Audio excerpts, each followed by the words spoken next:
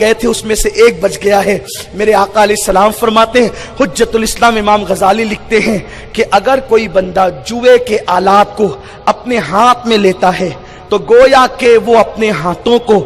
سور کے خون اور گوشت میں رنگ لیتا ہے۔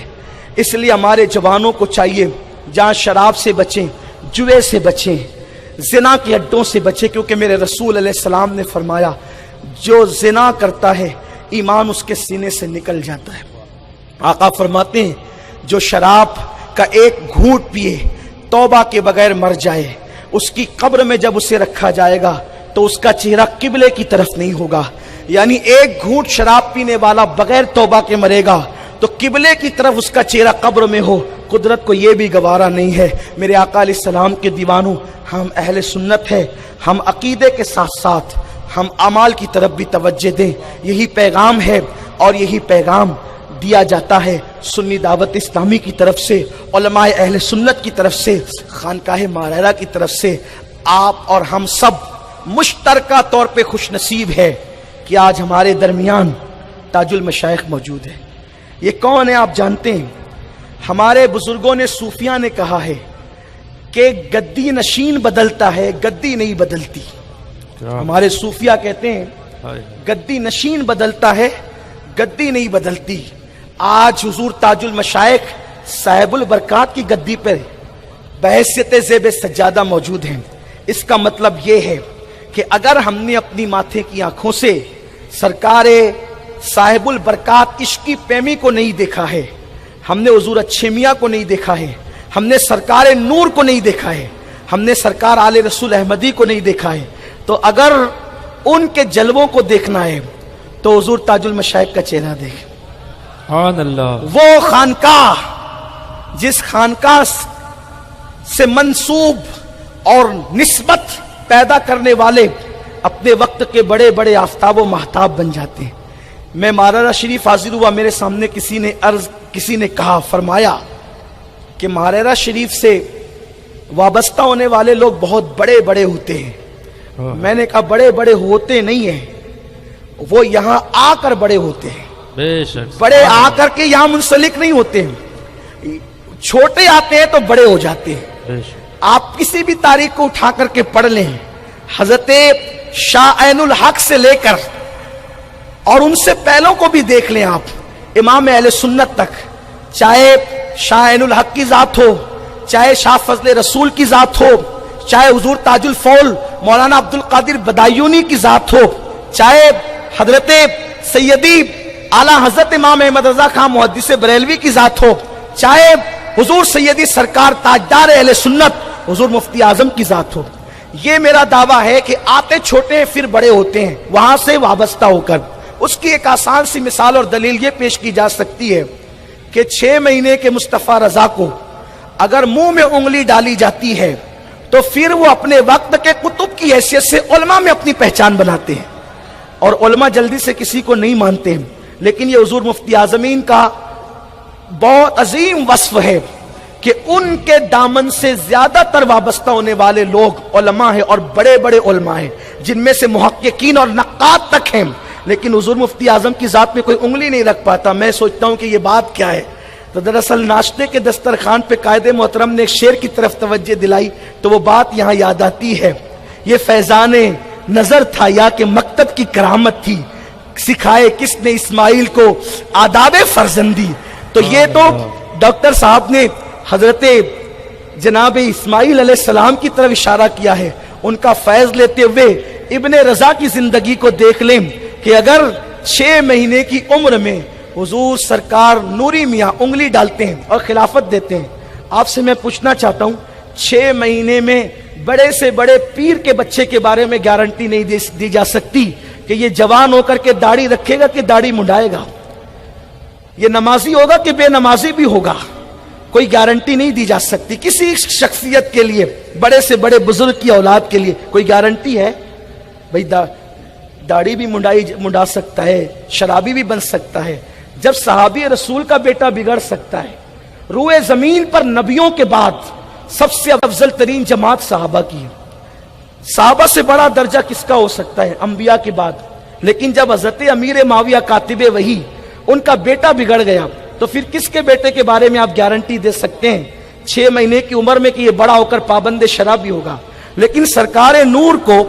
اپنے آبا و اجداد کے فیضان پر اتنا یقین تھا، اور خود بھی ایسے صاحب نظر تھے کہ 6 مہینے کے مصطفیٰ رضا کو صرف نہیں دیکھ رہے تھے بلکہ 92 سال تک کی زندگی کو ملاحظہ کر رہے تھے، اور اللہ اکبر، بلکہ 90 سال کی زندگی کو وہ ملاحظہ کر رہے تھے، اور اپنی انگلیوں سے کیا پلایا یہ تو سرکار نور جانتے ہیں، سرکار نور جانتے ہیں۔ اور پھر صرف پلایا نہیں بلکہ ولایت کی بشارت بھی عطا فرما دی، مشن کے وارث ہونے کی پیشن گوئی بھی فرما دی، اور سرکار نوری میاں کا فیضان جو حضور مفتی اعظم رحمت اللہ تعالی علیہ کے ذریعے سے عام و تام ہوا، آج وہ کسی کو بتانے کی ضرورت نہیں ہے۔ تو میں مختصر میں یہی بات کہنے چلا تھا کہ تاج المشائخ وہ ذات ہے کہ اگر صاحب البرکات سے لے کر حضور احسن العلماء تک، بلکہ اب میں صاحب البرکات کی بات نہ کروں، مولائے کائنات سے لے کر حضور احسن العلماء تک وہ سلسلۃ الذہب کا فیضان اگر دیکھنا ہے تو تاج المشائخ کی شکل میں دیکھ لیں، اور بر صغیر کی وہ مایا ناز سلسلے قادریہ کی خانقاہ جسے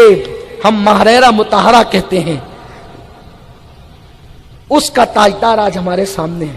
لیکن اتنے بڑے ہو کر میں نے اپنے ماتھے کی آنکھوں سے جو عاجزی اور انکساری دیکھی وہ بغداد، یوں تو کئی مقام پہ دیکھا لیکن بغداد معلیٰ کا منظر اب بھی میری نظروں کے سامنے۔ سبحان اللہ۔ ابھی چند دن پہلے کی بات ہے،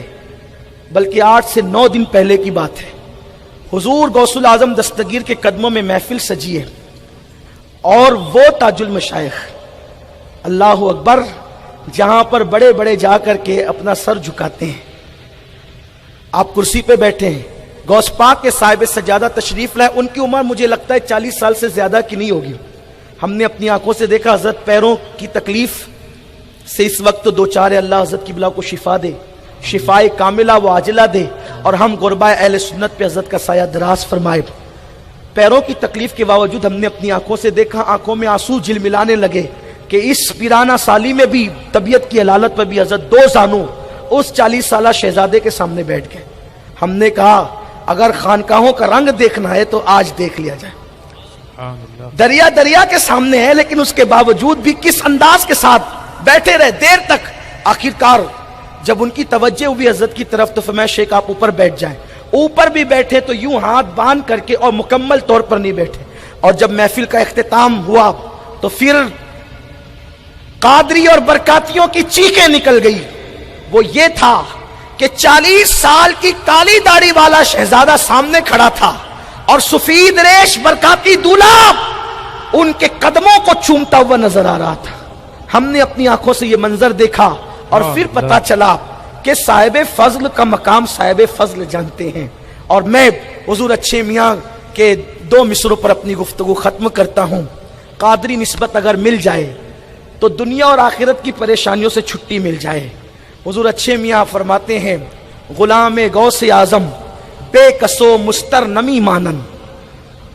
کیا بڑے مزے کی بات فرماتے ہیں، یہ اچھے میاں کی اچھی باتیں ہیں۔ غلام غوث اعظم بے کسو مستر نمی مانن، اگر مانن شبے مانن شبے دیگر نمی مانن۔ کہتے غوث پاک کا غلام کبھی بے کس اور مسترب نہیں ہو سکتا، اور اگر مسترب ہوا بھی تو ایک رات کے لیے ہوتا ہے اور اس کے بعد پھر کبھی نہیں ہوتا، یا ایک رات کے لیے ہوتا ہے پھر نہیں ہوتا۔ اگر مانن شبے دیگر نمی مانن، یہ حضور اچھے میاں فرماتے۔ اچھے میاں کا لاڈلا موجود ہے اور ہم ان کے منہ سے بھی اچھی اچھی باتیں سماعت کریں گے انشاءاللہ۔ ماہرہ کی خصوصیات یہ ہے کہ انہوں نے سب پر شفقتوں کا ہاتھ رکھا ہے، اور الحمدللہ سنی دعوت اسلامی پر تو خصوصی شفقتوں کا ہاتھ ہے۔ بلکہ اگر اس سنت کو آپ کہیں دیکھنا چاہتے ہیں مکمل جامع میں تو ماہرہ چل کر کے دیکھ لیں۔ حضور کے صحابہ سے اگر کوئی پوچھتا کہ حضور سب سے زیادہ کس سے محبت کرتے تھے تو ہر صحابی کہتا حضور سب سے زیادہ مجھ سے محبت کرتے تھے۔ ماہرہ جا کر کے یہی لگتا ہے، اگر کسی سے کوئی پوچھ لے جانے والے سے کہ حضور امین ملت، رفیق ملت، شرف ملت، سب سے زیادہ کس کو پیار کرتے ہیں؟ ہر شخص یہ کہے گا کہ مجھے پیار کرتے ہیں، کیونکہ یہ سنت وہاں پر زندہ ہوتی ہوئی ہم دیکھ رہے ہیں۔ اللہ فیضان ماہرہ سلامت رکھے اور ان فیوزوں کا برکات، ان بزرگوں کے فیوز و برکات ہم پہ قائم و دائم رکھے۔ بڑی بے ادبی کی بات ہے، گفتگو طویل سے طویل تر ہو گئی، میں معذرت چاہتا ہوں اور اپنی گفتگو کو ختم کرتا ہوں۔ اگر دوران گفتگو کوئی غلطی ہو گئی ہو اللہ تعالیٰ معاف فرمائے۔ استغفر اللہ ربی من کل